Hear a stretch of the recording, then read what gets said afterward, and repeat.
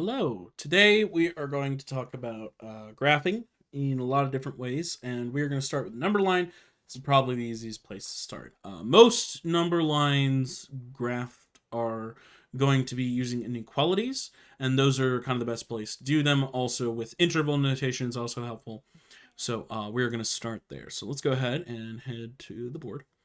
And so let's start with something. Let's say we have 3x plus 3 is greater than 7. So a little bit of simple algebra. So minus 3 minus 3.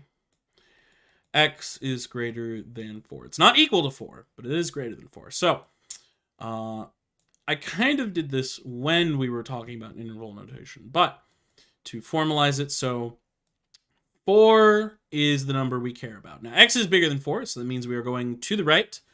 So that means any number that is larger than 4 is absolutely fair game. But 4 itself is not fair game. So we need to mark that we're using 4, but we don't actually have 4.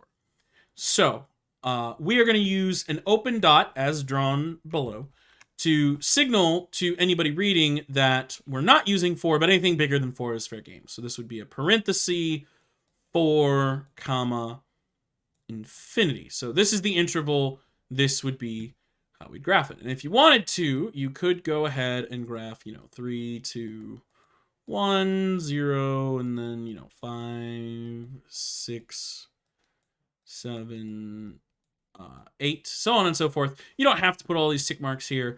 Having 4 by itself would be more than enough to convey the important information. But if you feel like it, you can go ahead. So let's do another one real quick. So let's say that we have 3x plus 7 is not equal to, sorry, I'm used to equals, is greater than or equal to 13. So minus 7, because we're following SADMET. So 3x is greater than or equal to 6, which means that x divided by 3, x is greater than or equal to 2. So now, on this one, we're just using 2. And now, 2 is a number we can use, because 2 is greater than or equal to 2. 2 is equal to 2, so this checks out. Meaning that now, we're actually allowed to use 2. So we're going to fill 2 in. This is going to be what is called a closed dot, a filled point. And we can use any number bigger than 2. So we'll go ahead and draw that arrow there to the right. So this means that 2 is the lowest number we can have, and we are allowed to use it. All the way up to infinity is a valid point. And of course, infinities always get parentheses because I can't put infinity on this number line. Any number I put on this number line would automatically mean infinity is to the right of it, because infinity, again, it's not really a number, it's more of a concept. So this would be how we would graph on a number line. So yeah, that's pretty straightforward, not too crazy. So now let's go back to the presentation and see what's next for us. So now let's talk about number lines. Okay, so number lines are a bit different. So let's go to the whiteboard. So a number grid. So just like before, we are going to have that number line that we had. And we are going to say that this is for x. And we're going to say that 0 is right there. So this is 1. This is 2. 3. And so this would be -1, -2, -3, so on and so forth. But say I put another number line right on top of this.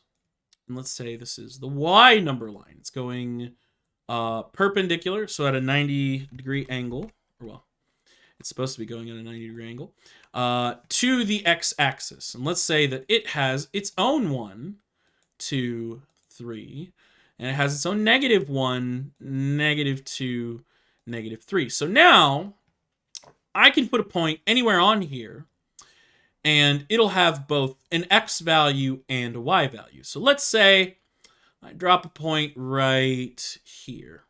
So this point has an x value of 2 and a y value of 1. its y value is 1, because if I trace it back to the y-axis, it's right there at 1. If I trace it back to the x-axis, right there at 2. So, x is 2, and y is 1. But I intend to use a lot of points. We're going to use a lot of points in math, in general. So having to write these things every time is, well, it takes too long. So what we're going to do is we're going to use a little shorthand that tells us this information very quickly. Ideally, we just want to write the two numbers that are important. Okay, so we have an x value, that's 2, and we have a y value, that's 1. And we'll separate them using a comma. Okay, so this point has an x value of 2, y value of 1. Okay, so I'll just put parentheses around those. And now I can write any point as a pair of x value and y value. And by the way, the reason that x goes first is because it is alphabetical order. So don't blame me, blame the alphabet. And while we're blaming the alphabet for things, whenever you tend to read a book, so like if you have a page and you're reading it, you tend to read the book left to right, top to bottom, if you're reading in English. If you're reading in, say, Mandarin or something, it might be the other way, but let's assume you're reading in English. So if you're reading in English, you read left to right, top to bottom. So that can also help with x and y. So x is left and right, y is top and bottom. The easy way to remember is that these are English letters, so you read them the same way you read the English language, left to right, top to bottom. So the x's go first, followed by the y values. So if I were to make a random point on this chart, say I made it right here, what would that point's coordinates be? Go ahead and just, pause the video, give it a shot, and then we'll test and see if you're right. You ready? You gave it a guess? Okay. So the x value is -1, -2. So -3 is the x value, and the y value is at -2. So this point would have the coordinates -3, -2. Fair enough? All right. So that allows us to point to specific points, especially if they have names. So if this point's name is A and that other point's name is B, I know that A as a point is at 2, 1, and B as a point is at -3, -2. And we're going to use this a lot as we move through algebra. So, take some time to get comfortable with, putting points in different places and kind of checking out, what their values are. Typically, top right's always positive. Top left is positive for the y values, negative for the x values. Bottom left are both negative, and bottom right are positive x values, but negative y values.